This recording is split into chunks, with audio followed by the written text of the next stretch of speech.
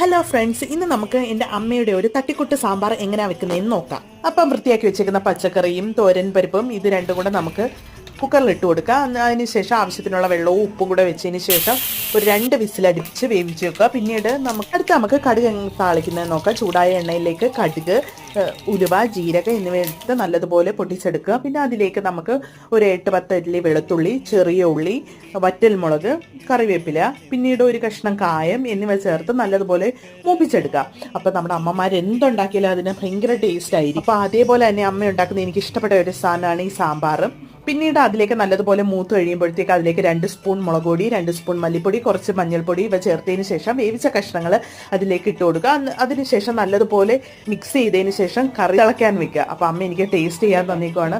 സൂപ്പറാണ്. ഈ മഴയത്ത് നല്ല ചൂട് സാമ്പാറും ചൂട് ദോശയുമായിട്ട് അടിപൊളി ടേസ്റ്റാണ്. അപ്പോൾ എൻ്റെ അമ്മ എനിക്ക് വേണ്ടി വെച്ച തട്ടിക്കൂട്ട് സാമ്പാർ റെഡി ആയിരിക്കും.